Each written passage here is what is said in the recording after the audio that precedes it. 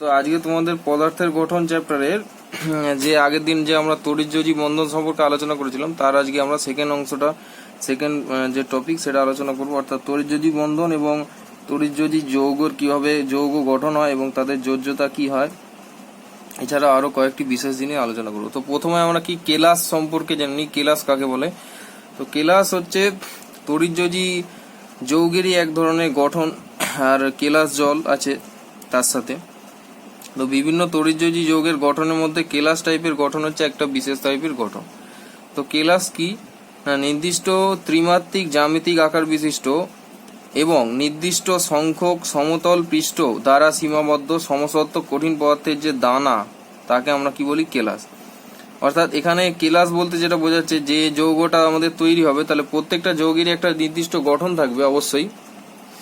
তো সেই গঠনের মধ্যে এই কেলাসের বিশেষ গঠন হচ্ছে এটা নির্দিষ্ট একটা জ্যামিতিক আকৃতির হবে, অর্থাৎ ষড়ভুজ, সপ্তভুজ বা অষ্টভুজ যে কোনো আকৃতির হবে, এবং তার সঙ্গে থাকবে কি না, এটি ত্রিমাত্রিক হবে, অর্থাৎ কি একটা ঘন বস্তু আকারের হবে এবং যার কিছু নির্দিষ্ট সমতল পৃষ্ঠ থাকবে।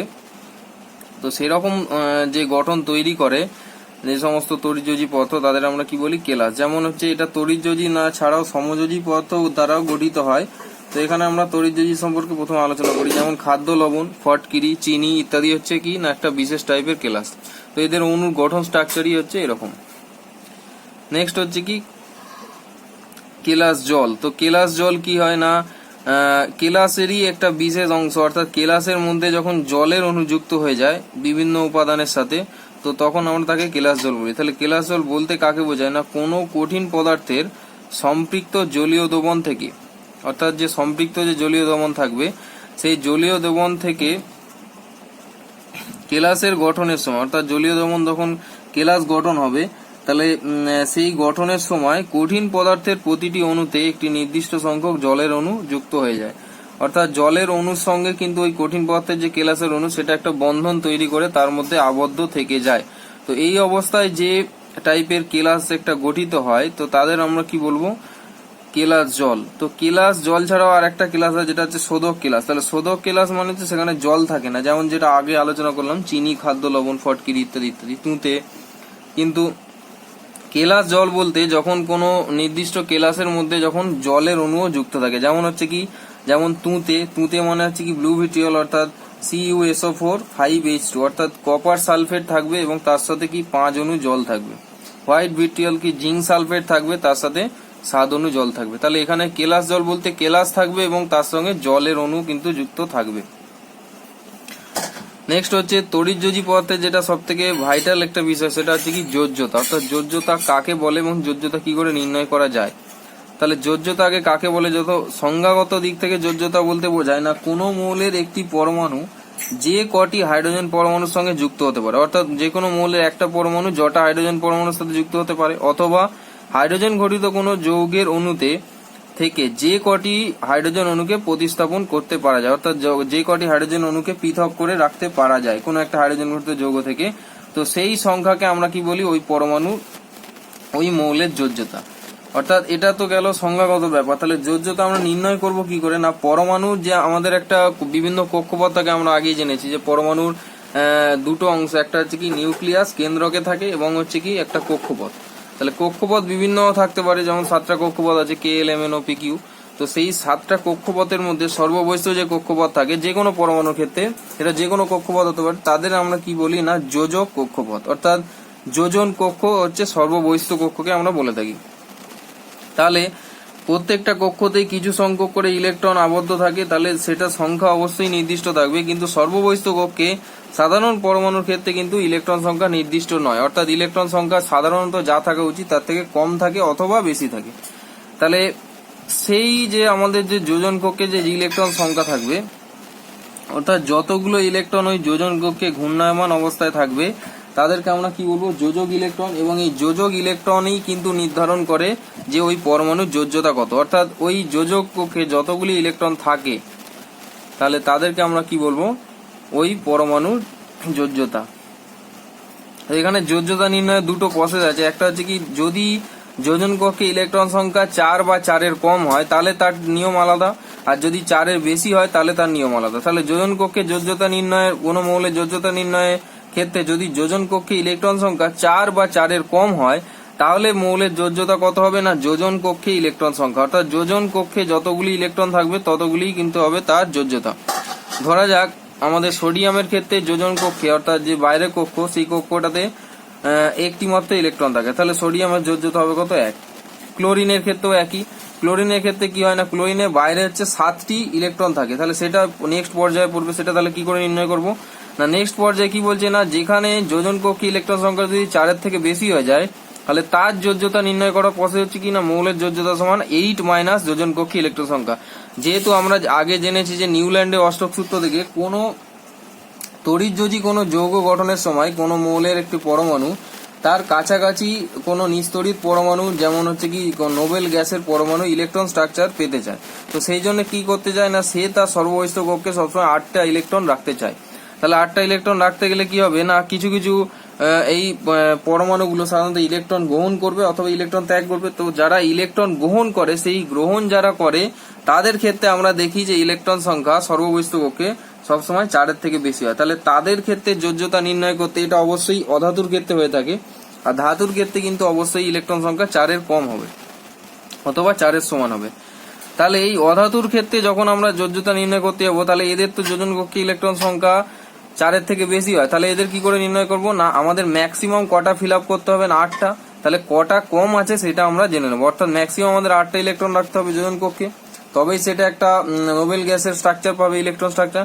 সেহেতু কি হবে না এখানে ম্যাক্সিমাম যেহেতু 8টা ইলেকট্রন রাখতে হয় তাহলে 8 থেকে যদি আমাদের প্রেজেন্ট যে ইলেকট্রন সংখ্যা সেটা আমরা যদি বাদ দিয়ে দিই তাহলে আমাদের যোজ্যতা কিন্তু বেরিয়ে যাবে। অর্থাৎ সাপোজ আমরা যদি ধরি ক্লোরিনের ক্ষেত্রে ক্লোরিনের সর্ববহিষ্ঠ কক্ষে 7টা ইলেকট্রন থাকে, যদি আমাদের 8টা ইলেকট্রন করতে হয় তাহলে কটা ইলেকট্রনের ঘাটতি পড়ছে একটা, তাহলে হবে ক্লোরিনের যোজ্যতা কত হবে 1। তাহলে এই ধরনের যোজ্যতা কিন্তু আমরা সাধারণত অধাতুর ক্ষেত্রে নির্ণয় করি, আর ধাতুর ক্ষেত্রে আমরা নির্ণয় করব কি না যোজন কক্ষে যতগুলো ইলেকট্রন থাকে সেটাই হবে তার যোজ্যতা। অর্থাৎ ধাতুর ক্ষেত্রে কি হয় না ইলেকট্রন সংখ্যা সর্ববহিষ্ঠ কক্ষে সবসময় কিন্তু 4-এর থেকে কম থাকে। নেক্সট হচ্ছে এই ধাতুর ক্ষেত্রে আর একটা বিশেষ ধরনের যোজ্যতা দেখা যায় যেটা হচ্ছে পরিবর্তনশীল যোজ্যতা। অর্থাৎ এমন কিছু কিছু ধাতু আছে যাদের ক্ষেত্রে একের পরিবর্তে একাধিক যোজ্যতা দেখা দেয়, অর্থাৎ 2, 3, 4টেও থাকতে পারে। তো কোন কোন মৌলের কি হয় না ক্ষেত্রে এই মৌলগুলির একটা বিশেষ নাম আছে সন্ধিগত মৌল, তোমরা পরে পড়বে ক্লাস 10-এ গিয়ে পর্যায় সারণীতে, সেখানে তোমাদের সন্ধিগত মৌল বলে একটা মৌল থাকবে। তো এই সন্ধিগত মৌলের মধ্যেই কিন্তু পরিবর্তনশীল যোজ্যতাটা লক্ষ্য করা যায়। তো এই সন্ধিগত মৌলের কি হয় না এই ধরনের মৌলের ক্ষেত্রে একাধিক যোজ্যতা দেখা যায়, অর্থাৎ সাধারণত যেসব মৌলের ক্ষেত্রে একটা মাত্র যোজ্যতা দেখা যায় এদের ক্ষেত্রে কিন্তু একের বেশি যোজ্যতা দেখা যায়। সেই জন্য এদেরকে কি বলা এদের যে যোজ্যতা তাকে আমরা পরিবর্তনশীল যোজ্যতা বলে থাকি। অর্থাৎ কম যোজ্যতার দ্বারা গঠিত যৌগকে আমরা কি বলি আস। অর্থাৎ যাদের ক্ষেত্রে যখন মনে করো কোন একটি পরিবর্তনশীল যোজ্যতা অর্থাৎ কোন একটি পরিবর্তনশীল মৌলের ক্ষেত্রে 2টো যোজ্যতা আছে তাদের মধ্যে কম যোজ্যতাটাকে আমরা কি বলবো আস। অর্থাৎ এটা একটা কি নোমেনক্লেচার, এটা একটা কি বলবো একটা নাম অর্থাৎ প্রত্যয়। আর যেটা আমাদের বেশি যোজ্যতা থাকবে তাকে আমরা কি বলবো ইক। যেমন আমরা ধরে নিই যে আয়রন বা ফেরাসের ক্ষেত্রে 2 ধরনের যোজ্যতা দেখা যায়, একটা হচ্ছে 2 একটা 3। তাহলে এই 2 যোজ্যতা যুক্ত ফেরাসের যে চিহ্নটা সেই আয়নটার চিহ্ন হবে Fe2+, আর 3 যেটা হবে সেটা হবে Fe3+। তাহলে এই যে Fe2+ যেটা সেটাকে আমরা কি বলবো আস অর্থাৎ ফেরাস আয়ন, আর Fe3+ কে আমরা কি বলবো ইক অর্থাৎ ফেরিক আয়ন। তাহলে এই যে ধাতুটা যখন কোনো অধাতুর সঙ্গে যুক্ত হয়ে যৌগ গঠন করবে তড়িৎযোজী বন্ধনের দ্বারা তখন যেটা ফেরাসের সাথে যুক্ত হবে সেটা ফেরাস দিয়ে নাম শুরু হবে, যেটা ফেরিকের সাথে যুক্ত হবে সেটা ফেরিক দিয়ে নাম শুরু হবে। যেমন মনে করো সাপোজ যদি ক্লোরিনের সাথে যুক্ত হয় তাহলে এখান থেকে যদি ফেরাসের সাথে যুক্ত হয় তাহলে কি হবে না FeCl2, তাহলে এটা কি হয়ে যাবে ফেরাস ক্লোরাইড। আর যদি ফেরিকের সাথে যুক্ত হয় তাহলে কি হয়ে যাবে না FeCl3, তখন সেটার নাম কি হয়ে যাবে না FeCl3, তার নামটা কি হয়ে যাবে ফেরিক ক্লোরাইড। তাহলে এখানে ফেরাস আর ফেরিক, তাহলে এখানে নামটা কিভাবে হচ্ছে না যেটার কম যোজ্যতা থাকবে যোজ্যতাটা যাই হোক না কেন অবশ্যই একের বেশি হবে, তাহলে যেটার কম যোজ্যতা তাদের আমরা আস দিয়ে ইন্ডিকেট করব, আর যাদের বেশি যোজ্যতা তাদের আমরা কি বলবো ইক দিয়ে ইন্ডিকেট করবো। যেমন টিনের ক্ষেত্রে স্যানাসের ক্ষেত্রে 2টো যোজ্যতা দেখা যায়, একটা 2 একটা 4। তাহলে 2টাকে আমরা কি বলবো আস আর 4টাকে আমরা কি বলবো ইক। এরপর আমাদের নেক্সট যেটা ভাইটাল যেটা অংশ সেটা হচ্ছে কি মূলক। তাহলে মূলক কাকে বলে না একই মৌলের এক বা একাধিক পরমাণু বা বিভিন্ন মৌলের একাধিক মৌলের পরমাণু যখন পরস্পর জোটবদ্ধ অবস্থায় থাকে, অর্থাৎ জোটবদ্ধ অবস্থায় মানে এরা পরস্পরের সঙ্গে যুক্ত হয়ে থাকে, সাধারণভাবে কিন্তু এরা মুক্ত নয়, পরস্পরের সঙ্গে জোটবদ্ধ অবস্থায় থেকে কিন্তু এরা বিভিন্ন রাসায়নিক বিক্রিয়ায় অংশগ্রহণ করে। অর্থাৎ এরা কিন্তু আবার আমাদের একটা সাধারণ আয়ন যেমন আচরণ করে, এই মূলকগুলো কিন্তু একটা সাধারণ আয়নের মতোই আচরণ করে, অর্থাৎ এরা কিন্তু বিভিন্ন ধাতু বা অধাতুর সঙ্গে যুক্ত হয়ে যৌগ গঠনে সক্ষম। তো এরা কি বলে, এই ধরনের স্বাধীন পুঞ্জীভূত যে এগুলো থাকে, অর্থাৎ যে পুঞ্জক থাকে, অর্থাৎ পরমাণু পুঞ্জ এখানে এই জন্য বলা হচ্ছে না যেহেতু এক বা একাধিক পরমাণু মিলিত হয়ে গঠন করছে, তাহলে সেহেতু কি বলে একে পরমাণু পুঞ্জ বলে। তাই এই পরমাণু পুঞ্জকে একসাথে কি বলবো আমরা, মূলক। অর্থাৎ এরা স্বাধীনভাবে তো অবস্থান করে, কিন্তু এরা আবার যৌগ গঠনেও কিন্তু সক্ষম, যেমন ঠিক আয়ন করে থাকে। তো এই মূলককে দুটো ভাগে ভাগ করা যায়, একটা হচ্ছে কি প্রসম মূলক আর একটা হচ্ছে কি তড়িৎগ্রস্ত মূলক। তাহলে প্রসম মূলক কি না, প্রসম মূলক বলতে যাদের কোনো সাধারণত আয়নিত অবস্থায় থাকে না, অর্থাৎ যারা কোনোভাবেই কিন্তু আয়নিত নয়। আর একটা কি আছে না তড়িৎগ্রস্ত মূলক। তো তড়িৎগ্রস্ত মূলককে দুটো ভাগে ভাগ করা যায়, একটা হচ্ছে ধনাত্মক মূলক, একটা হচ্ছে ঋণাত্মক মূলক। ধনাত্মক মূলকের উদাহরণ কি হবে না NH4+, আর ঋণাত্মক মূলকের ধনাত্মক মূলকের আর একটা উদাহরণ কি হতে পারে না H3O+, আর একটা ঋণাত্মক মূলকের উদাহরণ কি হতে পারে না OH-, আর একটা হচ্ছে কি SO4 2-। তাহলে হচ্ছে যোজ্যতা ভিত্তিক যে যৌগগুলোকে যোজ্যতা ভিত্তিক ভাবে কিন্তু আবার এই মূলকগুলোকে আবার তিনটে ভাগে ভাগ করা যায়। একটা হচ্ছে একযোজী মূলক, যেমন হচ্ছে কি একযোজী বলতে এখানে এটা বলা হয়েছে না যাদের যোজ্যতা এক, অর্থাৎ আমরা যে আগে যে যোজ্যতা দেখলাম না, প্রতি ক্ষেত্রে যখন ইলেকট্রন সংখ্যা পরমাণুর ক্ষেত্রে যাদের বাইরের কক্ষে একটা ইলেকট্রন আছে তাদের আমরা কি বলবো, একটা ইলেকট্রন যদি গ্রহণ করে বা বর্জন করে তাহলে সেই আয়নের ক্ষেত্রে তার যোজ্যতা কত হয়, এক। তো মূলকের ক্ষেত্রে যখন এরা জোটবদ্ধ অবস্থায় থাকবে এদের ক্ষেত্রে কিন্তু হয় এরা ইলেকট্রন একটা দান করবে, আদারওয়াইজ একটা ইলেকট্রন নেবে, তাহলে হয় নেগেটিভ বা পজিটিভ যাই হোক না কেন, কিন্তু প্রতি ক্ষেত্রে কিন্তু একক আধানযুক্ত হবে। অর্থাৎ এখানে OH- এর মাথায় দেখছো মাইনাস আছে মানে কি 1 আছে, অর্থাৎ কিছু নেই মানে এখানে সিঙ্গেল আছে, তাহলে OH- যেহেতু আছে তার মানে যোজ্যতা এক। এখানে NH4+, অর্থাৎ হাইড্রোক্সিল মূলক, এটাকে কি বলে অ্যামিন মূলক, আর এটা হচ্ছে কি নাইট্রেট মূলক। তো NO3-, NO2-, বাইকার্বনের মূলক, বাইসালফের মূলক, তারপরে ম্যাঙ্গানের মূলক, আর হচ্ছে অ্যালুমিনের মূলক। তাহলে প্রত্যেকটাই কিন্তু আমাদের একই যোজ্যতা বিশিষ্ট, এদের আধান আলাদা হতে পারে কিন্তু প্রত্যেকের যোজ্যতা কিন্তু এরা এক, অর্থাৎ প্রত্যেকে এরা একযোজী মূলক। দ্বিযোজী মূলকের মধ্যে কারা আসছে, দ্বিযোজী মূলকের মধ্যে কি না যাদের দু ধরনের যোজ্যতা আছে, অর্থাৎ কি যারা দুটো ইলেকট্রন গ্রহণ করতে পারে, আদারওয়াইজ দুটো ইলেকট্রন দান করতে পারে। তো সেরকম কি হবে, যেমন সালফেট মূলক SO4, সালফার মূলক, কার্বনেট মূলক, ক্রোমিয়েট মূলক, আর হচ্ছে জিঙ্কেট মূলক। তো এদের কি হচ্ছে না প্রত্যেকেরই দেখতে পাচ্ছ মাথায় 2 লেখা আছে, অর্থাৎ কি এদের যোজ্যতা হচ্ছে 2, তাহলে এরা অবশ্যই দ্বিযোজী হবে। ত্রিযোজীর মধ্যে কি আছে না ফসফেট মূলক FeO4, তারপরে আর্সেনেট মূলক, বোরেট মূলক, আর হচ্ছে কি ফেরোসায়ানেট মূলক। তাহলে এদের প্রত্যেকের ক্ষেত্রেই কিন্তু মাথায় দেখো 3 করে লেখা আছে, অর্থাৎ এদের প্রত্যেকের কিন্তু এরা 3টে ইলেকট্রন হয় দেবে, আদারওয়াইজ নেবে। যদি মাইনাস হয় তাহলে অবশ্যই দেবে, আর যদি প্লাস হয় তাহলে নেবে। তাহলে এক্ষেত্রে দেখতে পেলাম কিনা যোজ্যতার ভিত্তিতেও আবার মূলককে 3টে ভাগে ভাগ করা যায়, একযোজী, দ্বিযোজী এবং ত্রিযোজী। তো এবার আমরা এই পাঠের লাস্ট অংশে যেটা অর্থাৎ তড়িৎযোজী যৌগের সম্পর্কে আমরা লাস্টের যে আলোচনা, তো সেখানে আমরা একটা টেবিল করব। এই টেবিল থেকে আমরা কিছু তথ্য জানবো, যেখানে প্রধানত জানবো আমরা কি যৌগ কিভাবে গঠিত হয় এবং যৌগ কত ধরনের আয়ন দ্বারা যুক্ত হয়, এটা অবশ্যই তড়িৎযোজীর ক্ষেত্রে। এবং যৌগের ক্ষেত্রে যখন আমরা যৌগকে লিখি তখন আমরা কেন চার্জ লিখি না, অর্থাৎ চার্জটা ভ্যানিশ হয়ে যায় কিভাবে। তাহলে আগে আমরা আলোচনা করেছি যে তড়িৎযোজী যৌগ কিভাবে যুক্ত হয়, অর্থাৎ একটা মৌলের পরমাণু থেকে ইলেকট্রন নির্গত হয়ে অন্য মৌলের পরমাণুতে যুক্ত হয়ে কিন্তু তড়িৎযোজী যখন আয়ন উৎপন্ন হয় তখন সেই আয়ন আবার তারা পরস্পর স্থির আকর্ষণ বল দ্বারা পরস্পরকে আকর্ষণ করে এবং তার ফলে কি হয় তারা পরস্পর যুক্ত হয়ে একটা যৌগ গঠন করে। তো এখানে আমরা দেখে নিই, ফার্স্ট হচ্ছে সোডিয়াম ক্লোরাইড, যেটাকে আমরা খাদ্য লবণ বলি। সোডিয়াম ক্লোরাইড কি কিভাবে যুক্ত হয় না, প্রথমে একটা সোডিয়াম আয়ন থাকে Na+, যার যোজ্যতা 1, আর একটা কি ক্লোরিন আয়ন থাকে, তাহলে ক্লোরিন আয়নের যোজ্যতা 1। তাহলে এখানে যেহেতু দুজনেরই যোজ্যতা 1, তাহলে দুজনে 1 করে যুক্ত হবে, অর্থাৎ +1 আর হচ্ছে +-1। তাহলে +1 আর +-1 মানে কত হয়ে যাচ্ছে 0, অতএব কি না NaCl এর চার্জ থাকে না, অর্থাৎ NaCl হচ্ছে নিস্তড়িত। তাহলে যখন আয়নিত অবস্থায় ছিল পরমাণুগুলো তখন তারা কিন্তু তড়িতায়িত ছিল, যখনই যৌগ গঠন করলো তাদের পরস্পরের আয়নকে কি করলো তারা প্রশমিত করলো, অর্থাৎ সমসংখ্যক প্লাস আধান এবং সমসংখ্যক মাইনাস আধান পরস্পরকে প্রশমিত করে কি করলো, নিস্তরিত করলো, সেই জন্য যৌগের কখনোই কিন্তু আহিত হয় না। এটা মূলকের ক্ষেত্রে হয়ে থাকে বা যে কোনো আয়নের ক্ষেত্রেও কিন্তু হয়ে থাকে। পরেরটা কি হচ্ছে পটাশিয়াম ফ্লোরাইড। তাহলে হচ্ছে কি পটাশিয়াম K প্লাস আর হচ্ছে F মাইনাস হচ্ছে ফ্লোরাইড। তাহলে এরা পরস্পর যুক্ত হচ্ছে কি না +1 আর -1। MgO magnesium oxide. তাহলে এখানে একটা জিনিস ব্যাপার, সেটা হচ্ছে MgO মানে ম্যাগনেসিয়ামের যোজ্যতা কত হয়, 2 হয়। Mg2+ হয় তাহলে ম্যাগনেসিয়াম আয়ন। কিন্তু অক্সিজেনের ক্ষেত্রে কি হয়, O2- হয়, অর্থাৎ অক্সিজেনের যে আয়ন সেটার যোজ্যতা 2 হয়। তাহলে এখানে যেহেতু 2 আর 2 দুজনেরই যোজ্যতা 2 তাহলে +2 আর -2 ক্যান্সেল আউট হয়ে গিয়ে কত হলো 0। নেক্সট হচ্ছে জিঙ্ক সালফেট। তাহলে জিঙ্ক সালফেট ক্ষেত্রে জিঙ্কের যে আয়ন সেটা হয় Zn2+, অর্থাৎ এনা জিঙ্কের যোজ্যতাও 2 আর সালফেটের যোজ্যতা হয় S2-, অর্থাৎ সালফেটের যোজ্যতা কত হয় 2। তাহলে এখানেও +2 আর -2 যুক্ত হয়ে কত হচ্ছে 0। তাহলে এখানেও কিন্তু পরস্পর চার্জ ক্যান্সেল আউট হয়ে যাচ্ছে। নেক্সট হচ্ছে কি না ক্যালসিয়াম ক্লোরাইড।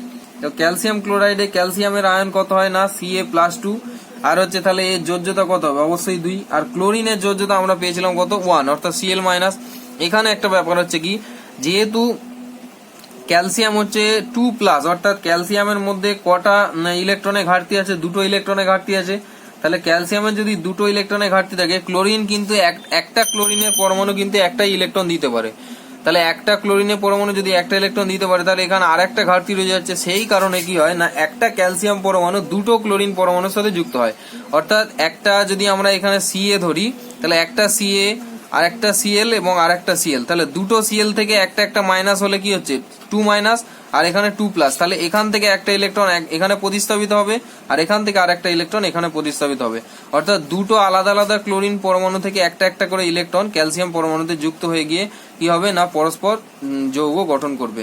তো এই কারণে কি হয়, যেহেতু আমাদের ক্যালসিয়ামের আয়ন হচ্ছে 2, তাহলে এখানে আমরা +2 লিখবো।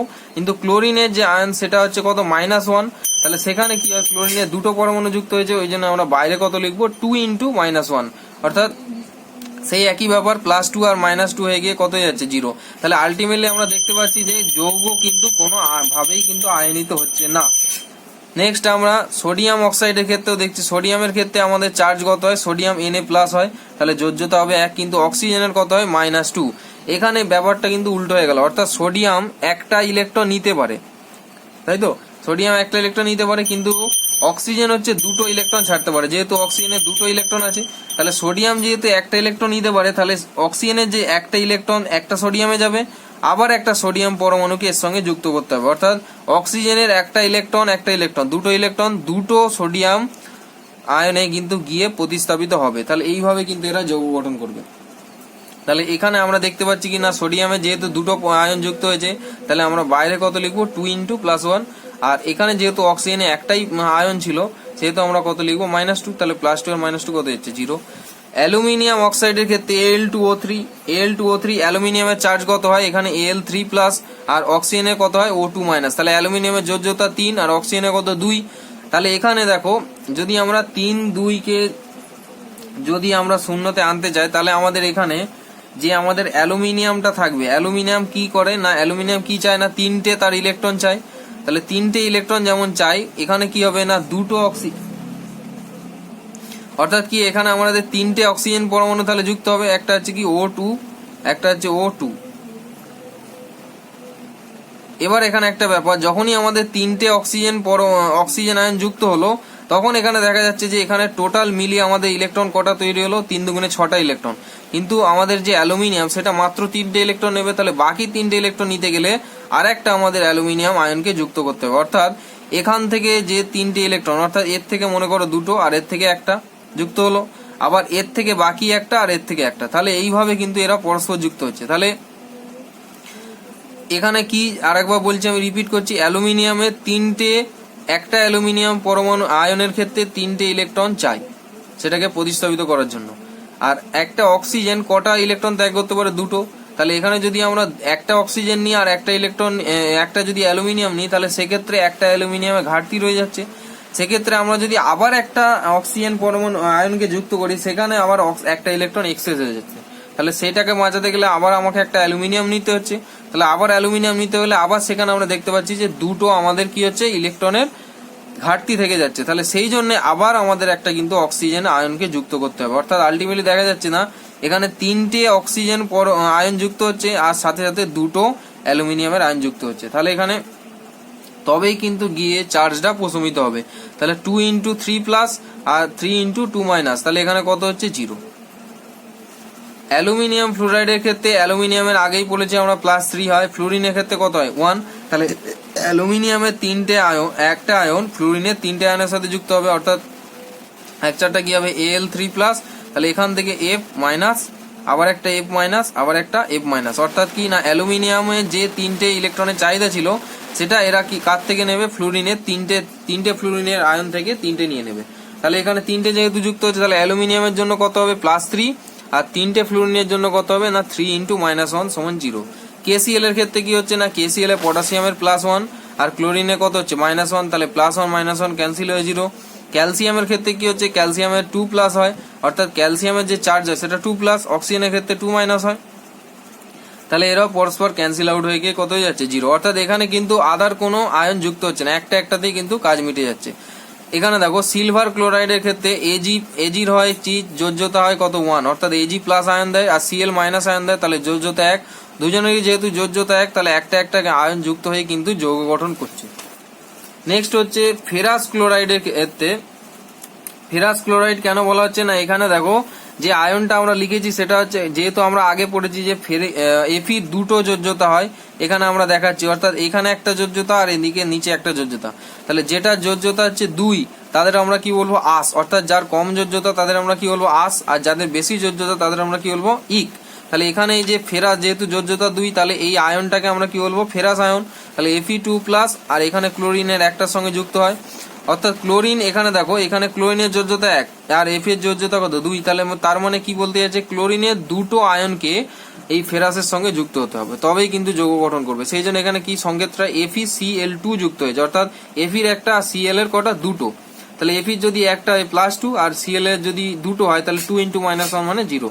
আর যেটা ফেরিক আয়ন হবে সেখানে দেখো ক্লোরিনের 3টে পরমাণু আয়নকে যুক্ত হতে হবে, তাহলে সেক্ষেত্রে কি হবে না FeCl3 হয়ে যাবে তার সংকেত, অর্থাৎ +3 + 3 × -1 অর্থাৎ 0।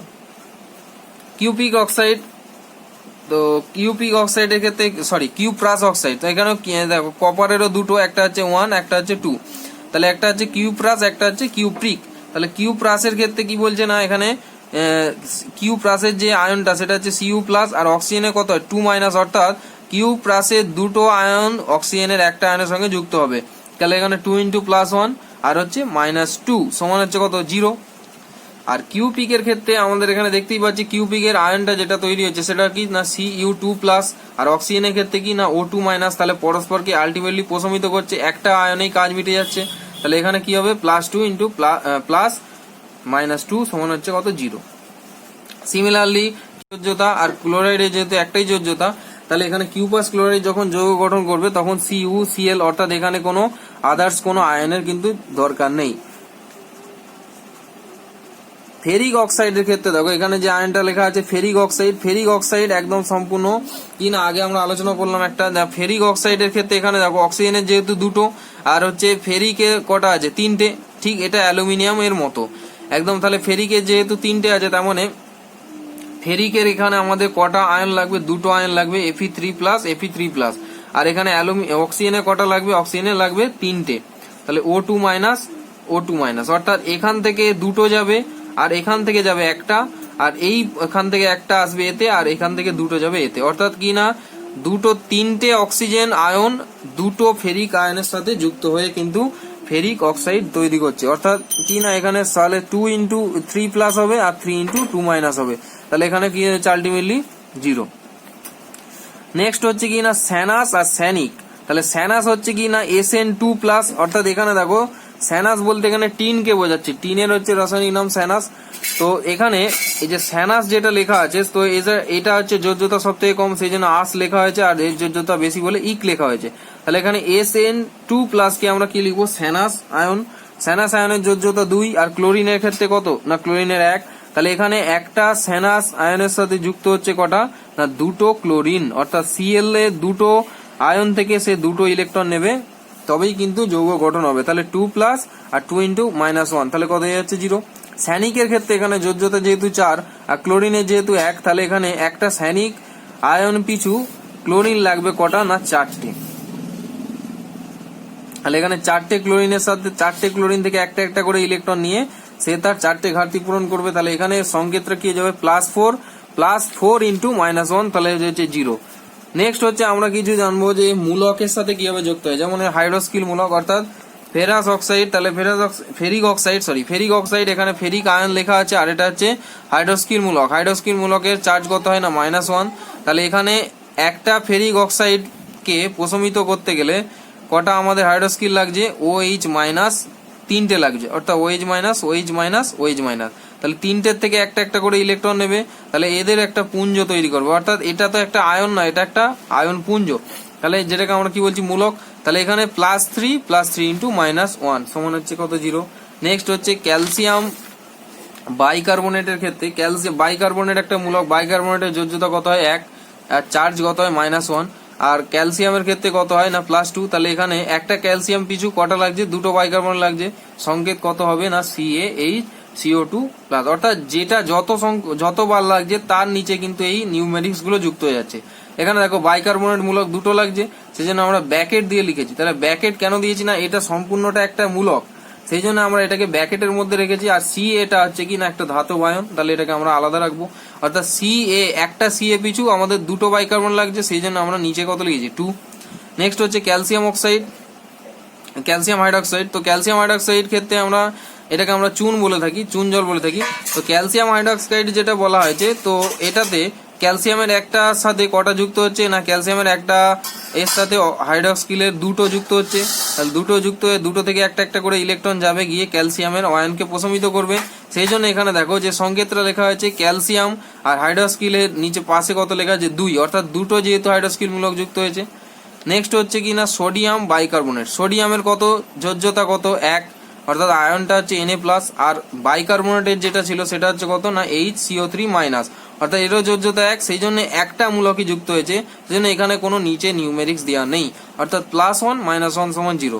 তাহলে এইভাবে কিন্তু আমরা যৌগ গঠন করব। তাহলে এখানে মাথায় রাখতে হবে যৌগের নিচে যে নিউমেরিক্স গুলো দেওয়া থাকে সেগুলো হচ্ছে কটা আয়ন যুক্ত হয়েছে অপরটাকে প্রশমিত করার জন্য সেইটা। যেমন আমরা আরেকবার এখানে দেখে নিচ্ছি, যেমন দেখো FeCl2 এর ক্ষেত্রে একটা এফির সঙ্গে দুটো ক্লোরিন পরমাণু যুক্ত হয়েছে, তবেই কিন্তু যৌগটা গঠন হবে, কারণ এটা ফেরাস দেওয়া আছে। তাহলে ফেরাসের যেহেতু যোজ্যতা কত না 2, তাহলে সেই জন্য 2 যোজ্যতাকে আনতে গেলে মাইনাস আয়নকে 2টাই যুক্ত হতে হবে, অর্থাৎ ক্লোরিনের ক্ষেত্রে কিন্তু দুটো যুক্ত হতে হবে। যদি এটা ফেরাস অক্সাইড হতো তাহলে আমরা Feও নিতাম। তাহলে আজকের ক্লাস এখানেই সমাপ্ত। নেক্সট ক্লাসে আমরা কিন্তু সমযোজী বন্ধন নিয়ে আলোচনা করব। Thank you.